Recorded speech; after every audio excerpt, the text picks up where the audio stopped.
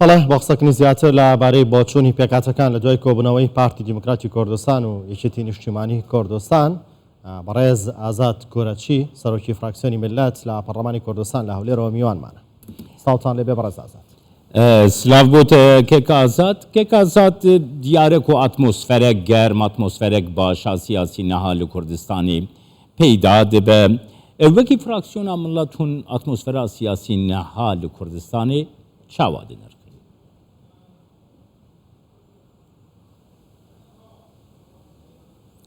بەێ سپاسان دەکەم وڵات دووبارە بکەیەوە ئەگەر زەحمەت نەبێت. ئاتمۆسفەری سیاسی ئەستە لە کوردستان هون چاوا دەنرخین؟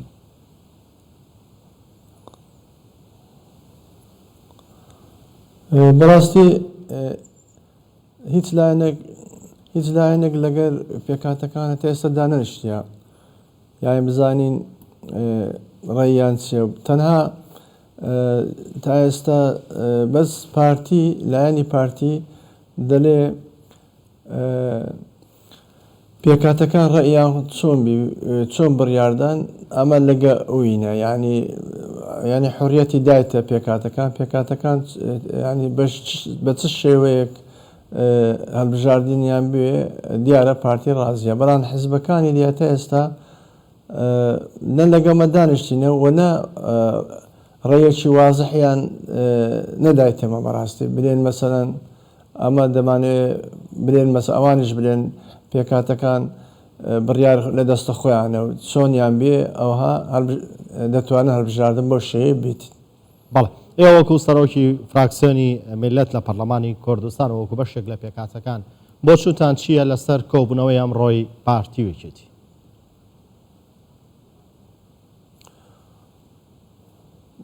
کۆبوونەوەکان باشە تەبعەن ئەگەر بەرەو ئیتفاق بڕۆن ئەو گرژیانە نەمینێتن و بەڕاستی پێکاتەش نەکەنە مشکلە یانی نەدەم پێکاتە بوویتە مشکلێک ئەگەر بێت و حەزبە کوردیەکان لەگە یەک پێک بێن ئەو کاتی ئەمە هیچ کێشە نینە بەڕاستی. ئەمەش دوو داواکاریمانەیە لەو هەڵبژاردنەی یەکەم داواکاریمان ئەوەیە هەڵبژاردن لە بۆ پێکاتەکان یەک بازنەی بی چکە ئەمە بەڕاستی یەک لەبەرەوەی دەنگەکانمان پەر دەبی دووش ئەمە نوێنەری هەموو هەرێمی کوردستانی نەک تەنها محافەزەک دووش کورسیەکان هەندە لایەن هەیە دەیان گوت کەم بیتەوە کورسیەکان دەست لە کورسیەکان نەدرێ زیاد بکرێ باشترە یعنی ئەوە دیارە ئیحتیمام بە پێکاتەکان دەدرێ یەکیش یان دەرێن دابەش بکرێ مەسەرەن لە ئەو محافەزەیە ئەوەندە کورسی لە ئەو محافەزە ئەوەندە کورسی ئەمە لەگە ئەوەش دینە یعنی کورسیەکان وەک خۆی بکرێ و دابەش نەکرێ و یەک بازنەیش بی ئەوە ڕێی پێکاتەکانە. پێکهاتە خۆ لەگەل یەک و دوو کۆمبوونە جویانەکە کازات لەگەڵ چ؟ لەگەل یەک و دوو جویانە پێکهاتە لەگەر یەک و دوو تێنەگەشت مەبەستەوە پێکاتەکان پێکەوە کۆبوونەتەوە؟ ئەمە بەڵێ ئەمە پێکەوە ئەو ڕێیە کە ئەمن دامە ئێستا ئەوە ڕێی هەموو پێکاتەکانە کە دەرێن یەک بازنەی بی و کورسیەکان نەکەم بکرێتەوە وەرە دابش بکرێت ئەوە هەموو پێکاتەکان ئەو ڕێیان هەیە. بەڵێ ئێوە دەڵێن ئەمە نوێنەری لە هەموو کوردستاندا ڕەنگە بەڵام هەندێک پێکاتی نەتەوەی یان تورکمان لە هەندێک ناوچەی هەرێمی کوردستان هەبن پێیان خۆش بێ خۆیان نوێنەریان هەبێت ئەو کێشەتان هەیە لەمە؟ چێشەمان نییە مەسەرەن ئەگەر بێت و مەسەرەن لە ناو قایمەکانە ناو لیستەکان ئەتیادیە مەسەرەن نوێنەری محافزەکانی دیژ لە ناو قایمەکان زۆر ئەتیادیە چێ دەنجی بینیتن زیاتر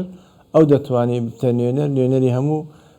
پێکاتەی مەسەگە تورکمانە دەبتە نوێنەری هەموو تورکمانەکانی ناو هەرێمی کوردستان. بەڵێ لەبارەی هەڵبژاردننی پەرلەمانی کوردستان کە بۆ وادەی دیاری کراوە کۆمەلگەی نێودەوڵەتیش داواکات کە لە وادەی خۆیان بەڕێوە بچێت لەبارەی پێکاتەکانەوە ئێوە لەگەڵ لایەنە نێودەوڵەتیەکان گفتوگۆتان کردەوە باس لەوە کرا کە نەتوێ گرتوەکانیش پێشنیازێکی هەبووە نازەم ئەو پێشنیازەتان بەدڵ بوو یاخود نا پێشنیازەکە چی بوو؟ ئەوان وەک اقتراح ینی گوتیان با کورسێک مەسەرەن لۆ سلێمانی بی بەق اقتراح یان نەک بلێ گوتیان ئیلا دەبی ئەوها چکە ئەگەر مەسەرەن لایەنی یەکێتی لەوانەیە ڕازی نەبی بەو شکلەی هەتا هەمواری یاسای هەڵبژاردن بکرێ ئەوان وەک اقتراحشاندا وەشیان گوتیان ئەوە اقتراحەکەن نەک ئیلا ئەمە دەرێن ئەو هابی چکە لە دەستەمە نیە لە دەستە خۆتانە چۆن پێک دێن چۆن دەیکەن هەڵبژاردن بەڵام تەکیدیان لەوەی کردەوە گوتیان لەنا ئەو ساڵێ ئەگەر هەڵبژاردن نەکرێ لە بۆ هەرێمی کوردستان لە قوارەی سیاسی هەرێمی کوردستان باش نابی ئەویان تاکی کرد چەند جارێک ئەویان ئێوە کێشتان هەیە لەوەی کورسێک بۆ سلێمانی بێت پێکاتەکان خۆی ئەگەر بێت و مڕەشیحی پالێوراوی سلێمانی دەنجی زۆر بینی ئەو کاتە مانادەتانی کورسی ئەگە زیاد بین لەمە باشتریشە مەسەن ئەمە 5 کورسیمانەیە بابتە 6 کورسی بەس ئەو 6 کورسیە لەوانەیە بە نوێنەری ئەوانەی مەسەن لە سلێمانی خۆیان تەرشیح دەکەن پالێورا دەکەن ئەگەر سەوتی زۆر بینی دەردەچی ینی مۆزوعەکە لەوانەیە سەوتی لە هەولێری وەرگری سەوت لە دهۆچی وەرگری شەر نییە ئەمن بەس دەنگ لە هەولێر وەرگرم دەتوانم دەنگ لە سلێمانی لە دهۆچی وەرگرم بلێ سپاس بۆ تێکێک ئازاد کوورێکی سەرۆکەی فراکسیۆنا مڵەت لە پارلەمەنتی یا کوردستانی ژە هەولێرێ لەگەڵمان سپاس بۆ بەڕێستان